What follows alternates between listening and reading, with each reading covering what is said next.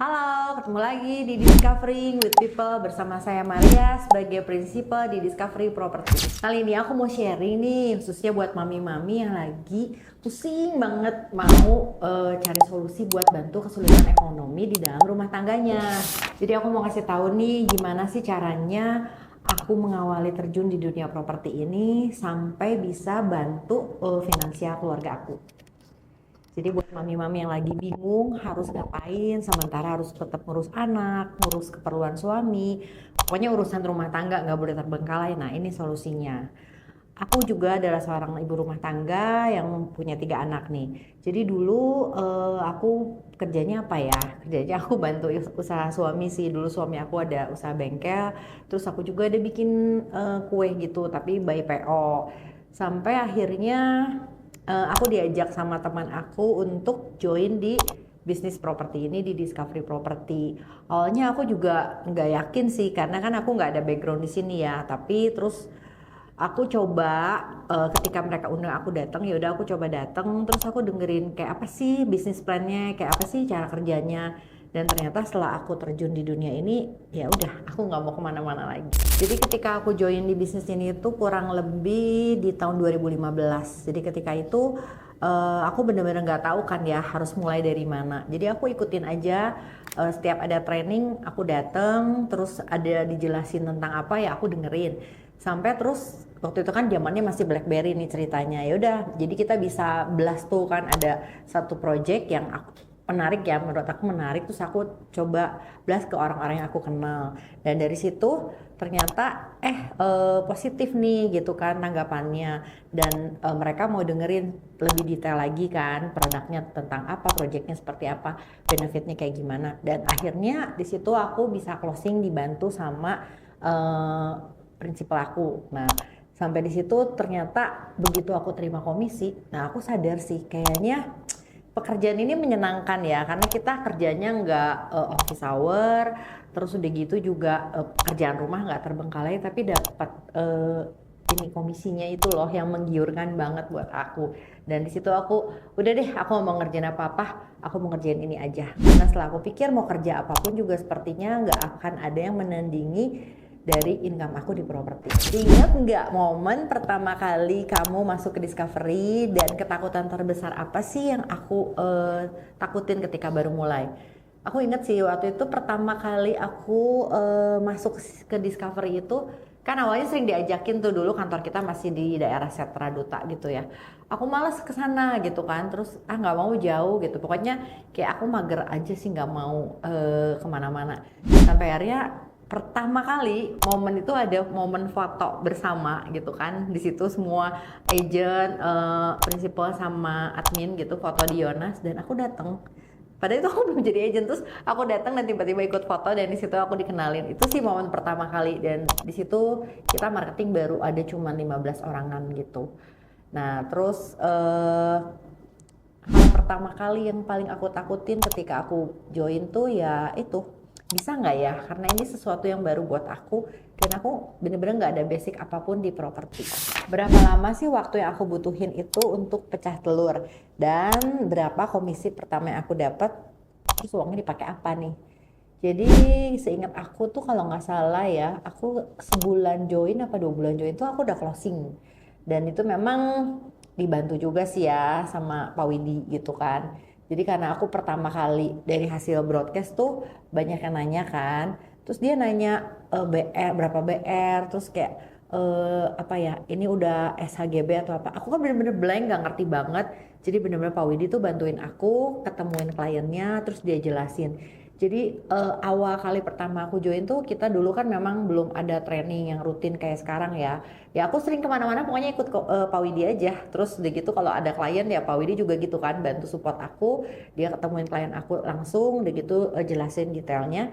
Dan di situ aku bener-bener closing langsung 3 unit. Komisi pertamanya 5 juta kali 3, 15 juta.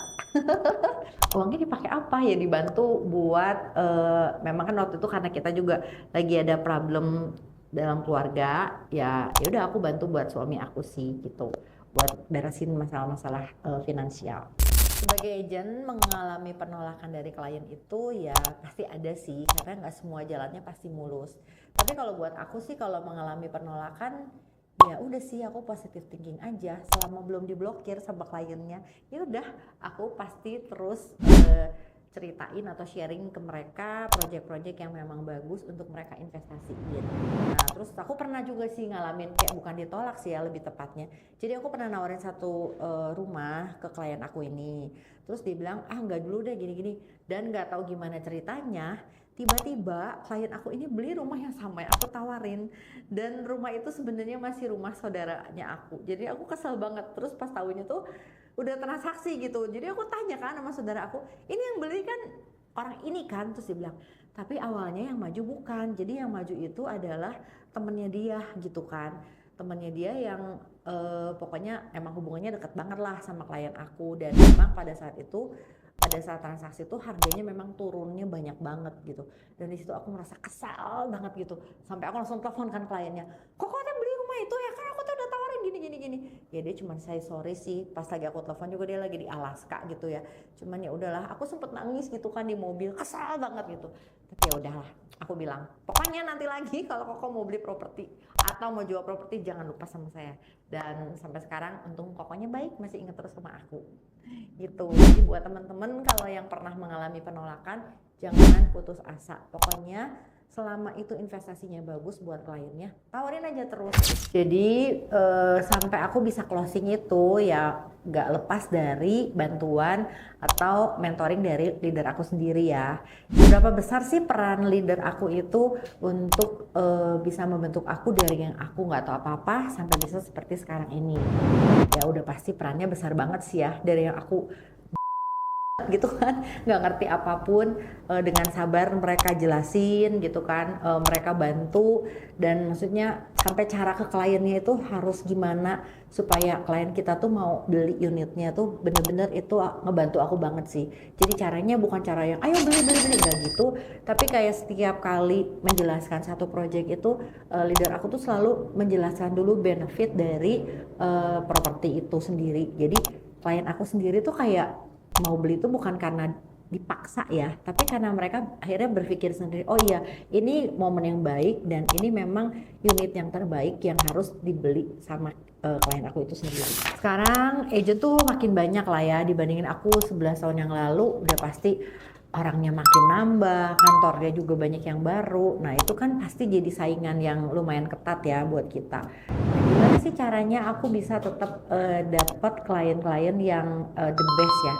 Yang pasti ya aku tetap selalu branding terus, walaupun aku udah sampai di titik ini ya tetap, karena kan orang tuh kadang-kadang karena itu persaingan tadi mungkin bisa jadi lupa sama kita ya, makanya aku tetap nge-branding dari sosmed yang pasti kan, dari WA status, nah udah gitu iklan jangan lupa ya, dari media-media yang udah ada yaitu dimanfaatin, sama yang pasti itu tadi kalau misalnya kan sekarang udah mulai zaman konten nih, ya udah jangan lupa kalau bisa ya kita ngonten aja sebisa kita ya, entah itu misalnya nge-review properti atau misalnya mau ngonten branding diri kita sendiri bahwa kita itu sebagai agent properti.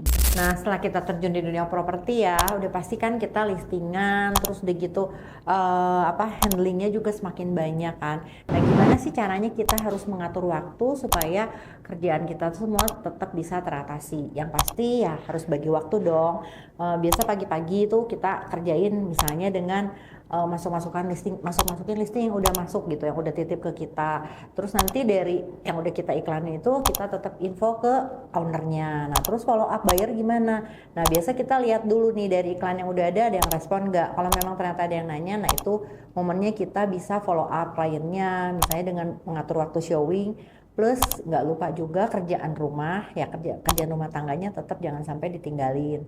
Jadi sebenarnya waktunya itu bisa kita bagi sih, misalnya pagi terus siangnya kita ngurus dulu rumah, nanti sorenya untuk nge-review lagi untuk kerjaan-kerjaan yang di propertinya udah sampai mana, seperti itu. Dan yang pasti kalau di Discover itu support sistemnya udah jalan banget, jadi enak banget sih menurut aku, banyak banget membantu kita mempermudah untuk ngerjain ini. Pencapaian apa aja sih yang aku udah dapat dari sini, dan komisi terbesar yang pernah aku dapetin tuh berapa? Mau tahu nggak? Jadi dari jadi agent properti itu aku udah bisa beli mobil sendiri, aku udah punya rumah, terus juga ya banyak pencapaian yang lain. Impiannya kayak aku pernah bermimpi pengen jalan-jalan ke luar negeri, tapi nggak pakai uang sendiri, dan itu udah tercapai. Terus impian lagi, aku pengen anak-anak aku sekolah sampai sarjana, dan itu juga puji Tuhannya sudah tercapai. Kalau komisi terbesar yang pernah aku alamin itu satu di 36 miliar, satu lagi di 27,2 miliar. Pokoknya hasilnya nikmat banget lah. Jadi kan tadi aku cerita nih, aku udah bisa keliling ke luar negeri kan. Itu salah satu impian aku ya. Dapatnya gratis, nggak bayar sama sekali. Karena ya salah satunya itu dari Discovery Property itu memang selalu ada bonus reward trip setiap 1 tahun sekali. Asal sesuai dengan pencapaian yang ditentukan angkanya ya sama kantor. Jadi puji Tuhannya setiap tahun itu aku bisa achieve target. Jadi aku bisa dapat jalan-jalan gratis dari Discovery Property. Plus juga kalau misalnya kita jualan project-project primary, biasanya kan dari developernya tuh ada reward trip juga. Nah itu juga puji Tuhannya aku dapat beberapa kali dari satu developer besar. Dan pokoknya enak banget lah, kita nggak usah ngeluarin uang apa-apa, udah tahu semuanya gratis dari mulai visa, makan, tidur, transport, yang keluar uang cuma buat shopping doang. Tuh, jadi pokoknya kalau misalnya kalian nih mami-mami yang pengen, duh gue juga pengen ya kayaknya main gitu, tapi nggak usah ngeluarin uang sendiri, yuk join di Discovery Property. Banyak banget agensi properti saat ini ya, pokoknya kayaknya udah nggak bisa dihitung deh kalau sekarang. Kalau dulu kan memang dikit. Nah sekarang tuh memang pilihannya banyak, tapi ada hal-hal yang kayaknya kenapa sih orang suka nanya ya, kenapa sih kok lu masih betah di Discovery, kenapa sih lu kok masih loyal di sini dan gak mau pindah ke kantor lain? Ya karena di sini tuh punya support system yang baik.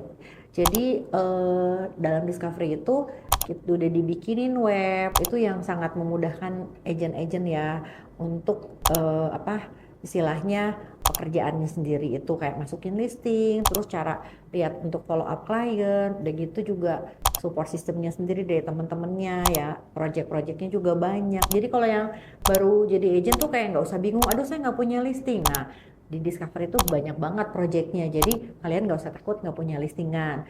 Terus apalagi ya, teman-temannya ya saling support juga sih gitu.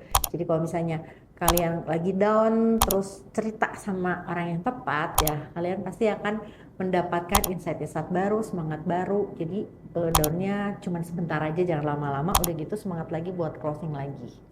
Buat teman-teman yang baru join atau yang mau memulai bisnis ini, kalian gak usah menyerah dulu, walaupun misalnya kantor agent atau marketing ya properti banyak ya, tapi kalau kalian nggak salah pilih kantor ya, kalian pasti bener-bener disupport banget untuk bisa closing cepet. Tapi tetap ya kuncinya di teman-teman semua, jadi harus konsisten, harus fokus, harus benar-benar nyediain waktu untuk ngerjain kerjaan ini gitu. Jadi jangan cuman ya udah deh gue mau ngerjain, tapi udah gitu ya udah deh kerjainnya cuman setengah-setengah, ya hasilnya juga nggak akan maksimal. Makanya jangan patah semangat. Selama kalian punya motivasi yang jelas, selama kalian punya tujuan yang jelas, terus memang fokus untuk kerjainnya, pasti akan ada hasil yang maksimal. Semangat. Oke teman-teman, itu tadi sharing aku selama hampir 12 tahun aku menjadi agent properti. Jangan lupa di like and subscribe, and see you on the next video. Bye bye.